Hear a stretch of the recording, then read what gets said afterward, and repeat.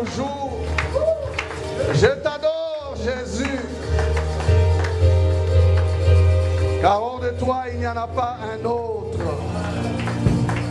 L'unique Seigneur, l'unique Sauveur. Le rocher des âges. Le roi des siècles, l'ancien de jours. Les dieux puissants. L'auteur de notre salut. C'est lui qui nous a aimés le premier. C'est lui qui a quitté sa gloire, qui est descendu sur la terre. Il a marché en simple homme, rejeté, abandonné, méprisé. On n'a fait de lui aucun cas. Pourtant, c'est lui qui est venu pour nous. C'est lui qui a payé le prix de notre rachat, le prix de notre délivrance, le prix de notre salut. Jésus, nous t'élevons. Jésus, nous t'adorons. Jésus, nous t'exaltons. Jésus, nous te sommes reconnaissants pour la vie, le mouvement et l'être. Nous bénissons ton Saint-Nom. Merci pour ces instants, Seigneur. Merci parce que tu es là. Tu es présent. Seigneur, dans ta présence, parle-nous. Parle, Seigneur. Ton serviteur écoute. Au nom de Jésus, nous prions et nous disons tous Amen. Alléluia. Gloire au Seigneur. Alléluia. Oh. La joie du Seigneur, c'est notre force. Amen. Dieu est bon. En tout temps. Lorsque les temps changent, Dieu reste bon. Amen. Que le nom du Seigneur soit béni. C'est un honneur pour nous, un privilège de nous retrouver ici, ensemble avec vous, pour ce grand culte inaugural de la parole éternelle à Louvière. Nous sommes heureux de voir chacun de vous et nous voulons vous transmettre les salutations qui viennent de loin, de Louchois, de Lubumbashi, en RDC, qui vous salue. Gloire au Seigneur. Merci à vous qui vous êtes déplacés de loin pour être avec nous en ce moment. C'est aussi une joie de voir quelques visages que l'on a vus il y a quelques années et quelques mois. Nous bénissons le Seigneur pour sa bonté et sa miséricorde. Amen. Amen. C'est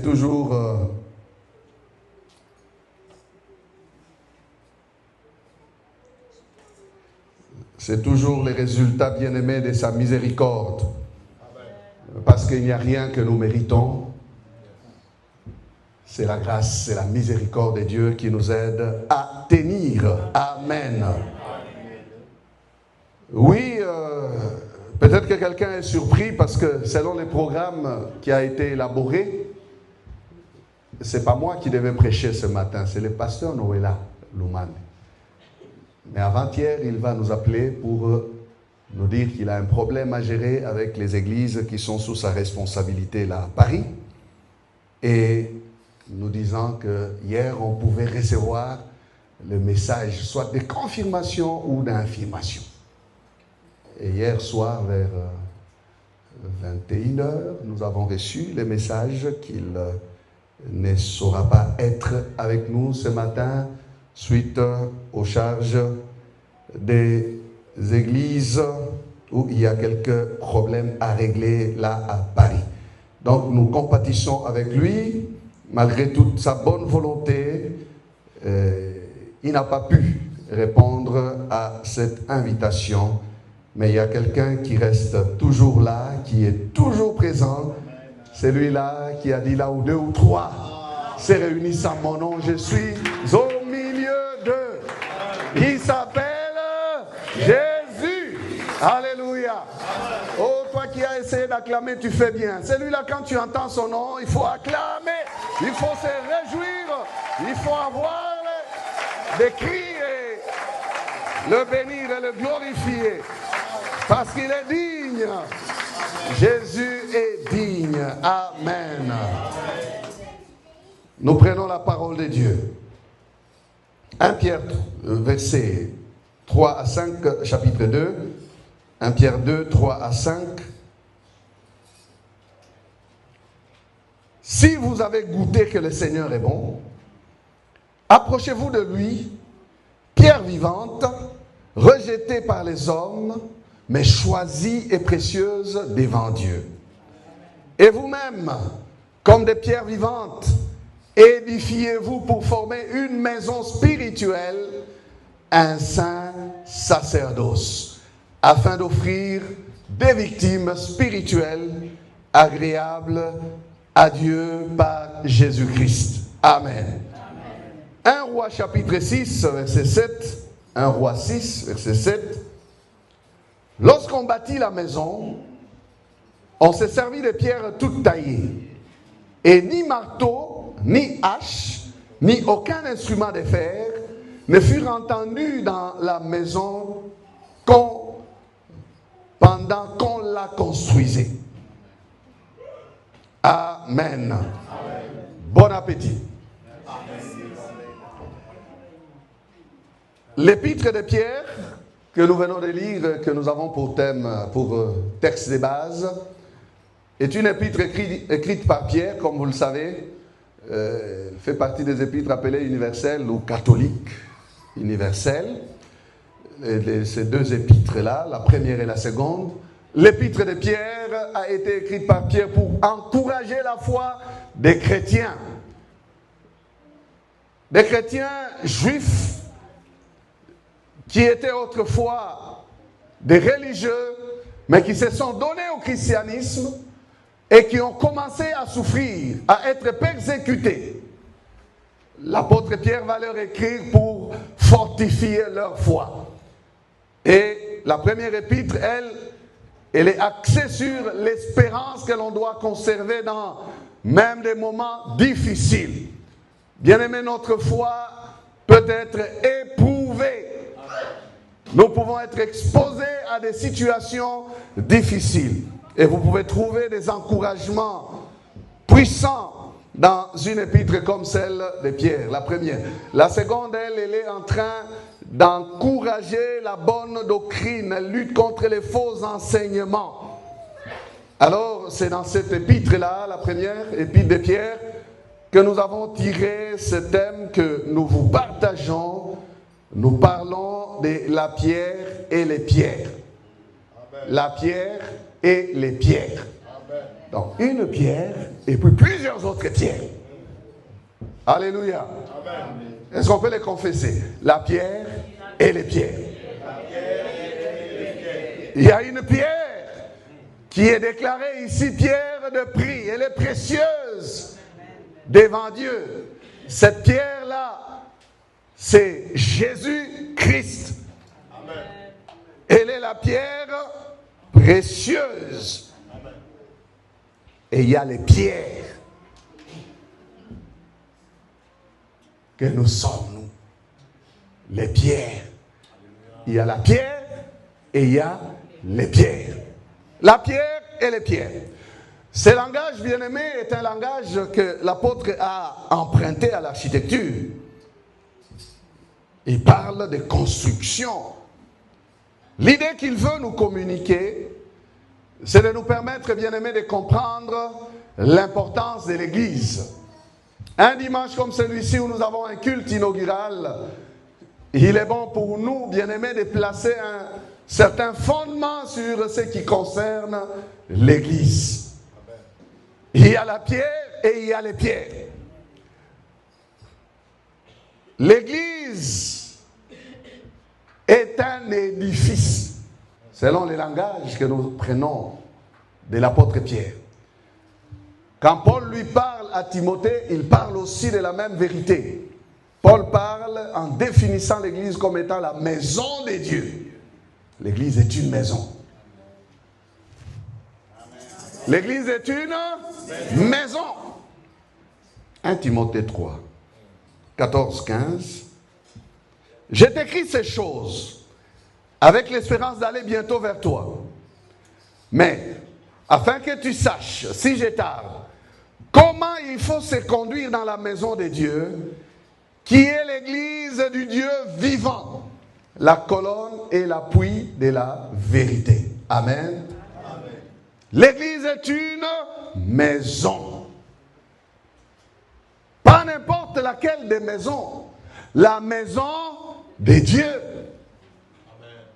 L'église est la maison de Dieu. Et Paul parle à son fils Timothée et lui dit, je te donne les éléments qui vont aider ta vie. Je te donne les Écritures. Garde ces choses, apprends ces choses, parce qu'avec elles, tu sauras comment te comporter dans la maison de Dieu. Amen. Si autre est la conduite que nous avions autrefois, que nous n'étions pas dans la maison de Dieu, bien-aimés, nous devons apprendre que autre est la conduite que nous avons à avoir dans la maison de Dieu. Amen. Un amen faible. Amen. Je disais, si autre est la conduite que nous avions là, dehors, là, au dehors. D'ailleurs, le langage de la Bible, c'est cela. Dehors. Dehors de quoi? De la maison. Dehors. Dehors. Dans le monde, c'est dehors. Une autre conduite là-bas. Mais ici, dans la maison de Dieu, une autre conduite. Chaque maison a ses habitudes. Chaque maison a ses caractères. Chaque maison a sa façon d'éduquer ses enfants. Et Dieu a sa façon d'éduquer ses enfants. Et l'apôtre communique ces matières d'éducation à Paul. Il lui dit, l'apôtre Paul communique à Timothée, il lui dit, afin que tu saches comment il faut se conduire dans la maison de Dieu, qui est l'église du Dieu vivant. Et il utilise aussi un autre terme, à part maison, il parle de la colonne et l'appui de la vérité. Une colonne se retrouve dans la maison. Alléluia. Une colonne. Donc ce sont des termes qui nous parlent de la maison. Des termes d'architecture qui ont un grand rapport avec la maison. L'église est donc une maison, un édifice, un temple. L'église doit être comprise comme telle. Le fondateur, les bâtisseurs de l'église, quand il parlait, lui-même, Jésus. Vous savez qu'avant Jésus, personne n'avait parlé de bâtir l'église. S'il y a deux personnes qui ont parlé de bâtir quelque chose pour Dieu concernant la vie de Dieu, c'est David et Jésus. David a parlé dans l'Ancien Testament de bâtir à Dieu un temple. Et Jésus va parler dans le Nouveau Testament de bâtir, non pas à Dieu, mais de bâtir pour lui, parce que c'est lui, le bâtisseur de l'église, dit, je bâtirai mon église. Amen. Je bâtirai mon église. Matthieu 16, verset 18. Et moi, je te dis que tu es Pierre, et que sur cette pierre, je bâtirai mon église, et que les portes du séjour des morts ne prévaudront point contre elle. Amen. C'était pour la première fois que le mot église est prononcé dans le sens où nous le prenons. Église comme maison de Dieu. Église comme organisme qui va être érigé par Jésus. C'est lui le bâtisseur de l'église. Donc l'église n'est pas une invention humaine. L'église n'est pas une invention bien-aimée d'un groupe de gens qui se regroupent, qui se disent « Oh, je vais aussi faire mon église ». L'église est de Jésus-Christ. L'église appartient à Jésus-Christ. L'église est bâtie par Jésus-Christ. Elle a commencé le jour de Pentecôte et elle continue à exister. L'église, depuis qu'elle a commencé, n'a jamais cessé d'exister. Il est en train de préparer son église jusqu'à son retour. Jésus reviendra pour prendre son église. Donc, c'est un travail qu'il continue à faire. il ajoute à son église des nouvelles pierres. Amen. Des nouvelles pierres.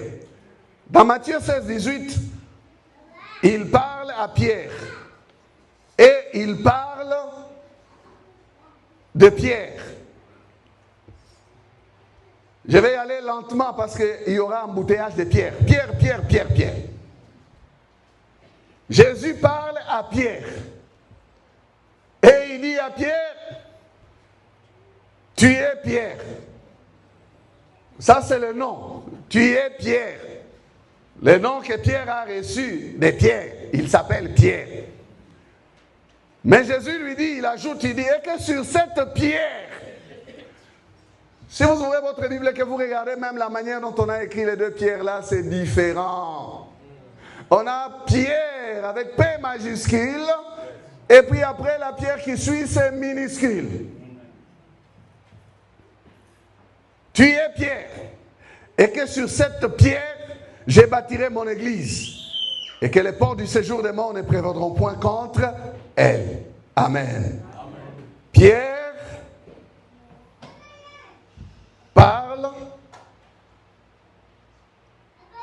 ou Pierre, l'homme à qui Jésus parle, pour faire la différence, son nom signifie caillou. Pierre, c'est le petit caillou. Mais l'autre pierre, la seconde fois qu'il dit, et que sur cette pierre, ce n'est plus les petits cailloux, selon les termes originaux, ça devient le roc, ça devient le rocher. C'est sur ces rochers que je vais bâtir mon église. Les étudiants de la Bible, vous savez que ça n'a pas commencé avec nous. Les étudiants de la Bible qui nous ont dévancés dans la foi, ils ont traité la matière. Ils ont dit ceci. Ce n'est pas que c'est Pierre, l'homme